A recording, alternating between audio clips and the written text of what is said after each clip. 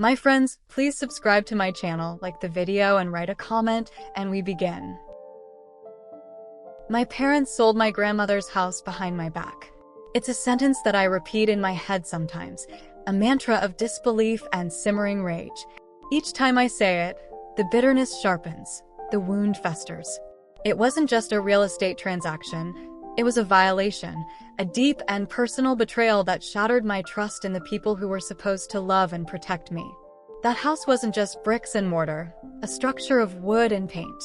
It was a living, breathing entity, infused with the spirit of my grandmother, Margaret, a woman whose love and warmth had shaped my entire life. It was a tangible link to my childhood, a portal to a simpler, more innocent time. It was more than just a place. It was a feeling, a memory, a part of my very soul. It was a classic American colonial, painted a soft, faded yellow, with crisp white trim and black shutters. The defining feature was the wraparound porch, a sprawling expanse of weathered wood where Grandma would spend her afternoons, sipping iced tea and watching the world go by. I remember countless hours spent on that porch, listening to her stories, playing endless games of checkers, and feeling the gentle breeze on my skin. The garden was another world entirely, a riot of color and scent. Roses in every imaginable shade bloomed in abundance, their velvety petals heavy with fragrance.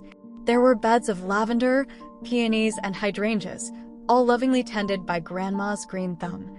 I spent hours helping her weed, plant, and prune, learning the names of every flower and the secrets to keeping them healthy and vibrant. And the kitchen. It was the heart of the house, a warm and inviting space that always smelled of freshly baked apple pie, cinnamon rolls, or whatever culinary masterpiece Grandma was whipping up. It was in that kitchen that I learned to cook, standing beside her on a rickety wooden stool, carefully measuring ingredients and absorbing her wisdom. She taught me the secrets of her amazing recipes, the ones that had been passed down through generations, the ones that tasted like love and comfort. That kitchen was sacred. But the most sacred thing was her will, with the clause that stated, "To my granddaughter Allison, I give the right of first refusal to my home, to keep the memory going and the house loved." The clause was added to the will in writing, because she wanted Allison to have it specifically. I spent every summer at that house, from the time I was a toddler until I was practically grown. Those summers were the highlight of my year, a magical escape from the pressures and anxieties of everyday life. I'd arrive in June, bursting with anticipation, and leave in August, heartbroken to say goodbye. Those memories were the best part of my life, and I could never forgive those that destroyed the home that housed those memories. So when my grandmother passed away a few years ago, leaving the house to my parents, I took solace in the fact that it would remain in the family, a tangible reminder of her love and legacy. I knew that eventually, someday, I would inherit it, and I would fill it with my own memories, my own laughter, my own love. It was a future I looked forward to, a promise I held close to my heart. She had the foresight, bless her heart, to include a clause in her will, a specific provision that protected my right to that future. I was to have the first right of refusal, meaning that if my parents ever decided to sell the house, they were legally obligated to offer it to me first, at a fair market price. It was a simple, straightforward clause, designed to ensure that the house remained in the family, and that my grandmother's wishes were honored. But my parents, in their infinite wisdom, chose to ignore it. They chose to disregard the legal document, to disregard the promise they had made to Grandma, and to disregard my own feelings, my own hopes, my own dreams. They didn't. They didn't even have the decency to tell me about it beforehand, to give me a chance to make an offer, to honor the terms of the will. They simply sold the house behind my back, like I was some kind of inconvenient obstacle to their financial gain. It was a slap in the face, a betrayal that cut deeper than words can express. It ruined everything. And for that, I would never be able to forgive them. I found out about the sale in the most casual, offhand way, a throwaway comment dropped into the middle of an otherwise pleasant family dinner. It was a Sunday evening, and I had driven over to my parents' house for what I thought would be a typical, unremarkable meal of pot roast and mashed potatoes. We were sitting around the dining room table, chatting about work, about the weather, about the usual mundane details of daily life, when my mom casually mentioned, as if she were commenting on the price of gas or the latest celebrity gossip, Oh, by the way, we sold the house in Connecticut. The words hit me like a physical blow, stealing the air from my lungs and leaving me gasping for breath. My jaw dropped, my fork clattering against my plate, the sound echoing in the sudden, deafening silence. I felt like someone had punched me in the gut, a sharp, unexpected pain that left me reeling. The room seemed to spin, the faces of my parents blurring into a distorted, unrecognizable mess. Sold. I managed to stammer, my voice barely a whisper. What do you mean sold? You sold Grandma's house. My parents exchanged a nervous glance, a silent communication that spoke volumes. It was clear that they had been dreading this moment, that they had been hoping to break the news gently, to sugarcoat the bitter pill. Well, yes, honey, my mom said, her voice overly cheerful, a clear indication that she was trying to deflect. We thought you knew. We sold it a few weeks ago. A few weeks ago? They had known for weeks, and they hadn't bothered to tell me? The betrayal was staggering. Without telling me, I demanded, my voice rising in pitch, the carefully constructed facade of politeness crumbling under the weight of my anger. Without giving me a chance to buy it, as Grandma's will clearly stipulated, my dad, usually the more diplomatic of the two, cleared his throat and jumped in to defend. Now, Allison, let's not get hysterical, he said, his voice laced with a condescending tone that always grated on my nerves. It was a business decision, pure and simple. The upkeep was too much, the property taxes were astronomical, and frankly, we just couldn't afford to keep it anymore. That's bull and you know it, I snapped, my voice shaking with rage. Grandma left you plenty of money to cover the expenses. You don't need the money from the sale. They stammered and made excuses, claiming it was a difficult decision, that they had agonized over it for months, that they had explored every other option before finally deciding to sell. They even tried to argue that they hadn't realized the clause in the will was still valid, that it was an old document, and they had simply forgotten about it. Lies. All lies. I could see it in their eyes, in their forced smiles, in their carefully rehearsed justifications. They were deliberately twisting the truth, trying to manipulate me into accepting their selfish actions. They knew exactly what they were doing, and they didn't care about the pain they were causing me. You're lying, I said, my voice flat, devoid of emotion. You knew about the clause. You deliberately ignored it. My mom's face flushed red with anger. Don't you dare accuse us of lying, Allison, she said, her voice sharp. We did what we thought was best. We made a responsible decision, and you need to accept it. I stood up from the table, my chair scraping against the floor, the sound echoing in the tense silence. This isn't about what's best for you, I said, my voice trembling with rage. This is about Grandma's wishes, about her legacy, about the promise you made to her, and about the disrespect you've shown for both her and me. I turned and walked out of the house, slamming the door behind me, leaving my parents to stew in their own guilt and deceit. As I drove home, tears streaming down my face, I knew that things would never be the same. My parents had betrayed me in the worst possible way, and the trust that I had placed in them had been shattered beyond repair. This wasn't just about the house anymore. It was about betrayal, about family legacy, and about the deep-seated resentments that had been simmering beneath the surface for years. And there was no telling where this hurt would leave our family. I knew I had to find a lawyer. The legal battle was a long and grueling ordeal, a constant source of stress and frustration that consumed my every waking moment. It felt like I was locked in a David and Goliath struggle, fighting against the combined forces of my parents' stubbornness, their financial resources, and their unwavering belief that they were in the right. The stress consumed me, and I could barely sleep at night. It felt like I was losing grip on what it meant to be myself. I hired a lawyer, a force of nature named Mrs. Henderson. Mrs. Henderson was a bulldog of a woman with a sharp mind, a fiery spirit, and a reputation for winning even the most difficult cases. She was exactly what I needed.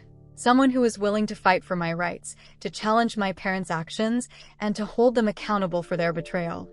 Mrs. Henderson filed a lawsuit, demanding that the sale be overturned and that I be given the opportunity to purchase the house at a fair market price, as stipulated in my grandmother's will.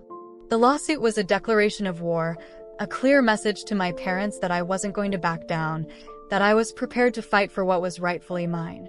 My parents, in their stubbornness and self-righteousness, dug in their heels, refusing to admit they'd done anything wrong. They hired their own lawyer, a slick, well-groomed man named Mr. Davenport, who specialized in real estate law and who seemed to take great pleasure in trying to intimidate me. They claimed they hadn't understood the clause in the will, that it was old, complicated, and that I wouldn't want to live there anyway. They argued that they had the right to sell the house, that it was their property to do with as they pleased, and that I was being unreasonable and demanding. The legal proceedings were a nightmare. There were countless meetings with lawyers, depositions, interrogatories, and mountains of paperwork. I spent hours poring over legal documents, trying to understand the complex legal jargon and strategizing with Mrs. Henderson about how to best present our case. The whole thing made me nauseous. The emotional toll was immense. I felt like I was constantly on edge, waiting for the next phone call from Mrs. Henderson, dreading the next confrontation with my parents. I found it difficult to concentrate on my work, to sleep at night, to even enjoy the simple pleasures of life. The legal battle had become all-consuming, threatening to destroy me from the inside out. I was enraged. They were deliberately twisting the truth, ignoring Grandma's wishes, and trying to justify their selfish actions. They were trying to make me feel guilty for wanting what was rightfully mine, for wanting to honor my grandmother's memory. What was wrong with them? As the legal proceedings dragged on, I started to feel like I was losing my parents. They were no longer the loving, supportive figures I had always known. They had become cold, distant, and adversarial, treating me like an enemy rather than a daughter. I grieved for the loss of the relationship we had once shared, for the trust that had been shattered, and for the future that had been stolen from me. This was about so much more than the house. It was about betrayal, about family legacy, and about the disrespect they showed for both my grandmother and me. I was determined to fight for what was right, even if it meant sacrificing my relationship with my parents. As the legal proceedings dragged on, casting a long, dark shadow over my life, I began to uncover a disturbing pattern of behavior on my parents' part, a series of calculated moves designed to deliberately circumvent my grandmother's will and ensure that I would never have a chance to purchase the house. It was as if they weren't just negligent or misguided, they were actively, consciously, working against me. And that hurt even more than the loss of the house. It turns out my parents didn't just ignore the clause, they actively went to great lengths to manipulate the situation in their favor. The first clue came from Mrs. Henderson, who had subpoenaed the appraisal documents for the house. The appraisal had been conducted just weeks before the sale, and the appraised value was shockingly low, significantly below the market value of comparable properties in the area. "This is fishy, Allison," Mrs. Henderson said, her voice grim. "This appraisal is way off. It looks like someone deliberately undervalued the property." I felt a cold knot forming in my stomach. Could it be true? Had my parents deliberately manipulated the appraisal to make the house unaffordable for me? I confronted them with the information, but they vehemently denied any wrongdoing, claiming that the appraisal was accurate and objective and that I was grasping at straws. But Mrs. Henderson wasn't convinced. She hired her own independent appraiser, who came back with a much higher valuation, confirming our suspicions that the original appraisal had been deliberately suppressed. The new valuation was significantly higher, and it was enough to prove that my parents were not acting in good faith. We had our second win in the books. Then, we discovered something even more disturbing. My parents had refused to disclose the buyer's identity, claiming that it was confidential information and that they were bound by a non-disclosure agreement. But Mrs. Henderson, through some clever legal maneuvering, managed to uncover the buyer's name, a shell corporation registered in the Cayman Islands, with no readily identifiable ownership. I felt sick. I confronted my parents again, demanding to know who the real buyer was and why they were being so secretive. This time, they became even more evasive, claiming that they didn't know the real buyer and that they had simply dealt with a representative. It was obvious that they were lying, but they refused to budge. Finally, we learned that my parents had even tried to pressure my lawyer, Mrs. Henderson, into dropping the case. They had contacted her directly, offering her a generous settlement if she would convince me to abandon the lawsuit. Mrs. Henderson, of course, had refused, but the fact that my parents had even attempted to bribe her was a clear indication of their desperation and their willingness to do anything to get their way. My parents had become villains in a movie that I didn't want to watch. Their actions were not just negligent, they were malicious. They were so obsessed with what they wanted, with their own financial gain, that they were willing to lie, cheat, and manipulate to get it, regardless of the cost to me or to the memory of my grandmother. The worst part was that they were now sending threatening calls to Sarah, warning me of the danger I was in by trying to reveal their secrets. It was hard to believe these were the parents I had once loved. As I uncovered these details, piece by piece, my perception of my parents began to unravel. They were no longer the loving, supportive figures I had always known. They had become something else entirely, calculating, deceitful, and utterly ruthless. I began to wonder, how well did I actually know my parents? Had they always been this way, or had something changed them? It was a chilling thought. The weight of their betrayal pressed down on me, suffocating me with despair. It felt like I was drowning in a sea of lies and deceit, with no hope of rescue. I was fighting for the house, yes, but I was also fighting for something more, for the truth, for justice, and for the memory of my grandmother. And I was not willing to give up, no matter what the cost. The court hearing arrived like a grim specter, casting a long, chilling shadow over my already fractured life. It was a day I had simultaneously dreaded and yearned for, a day that would finally determine the fate of my grandmother's house and, in many ways, the fate of my family. The weight of it all threatened to crush me. The courtroom was a sterile, intimidating space, filled with the hushed whispers of lawyers, the rustling of legal documents, and the oppressive weight of legal authority. I sat beside Mrs. Henderson, my hands trembling slightly, my heart pounding in my chest. Across the room, my parents sat with Mr. Davenport, their faces etched with a mixture of defiance and anxiety. They avoided my gaze, refusing to acknowledge my presence. This was officially the end of everything. The hearing was a blur of legal jargon and emotional testimony. Mr. Davenport presented his case.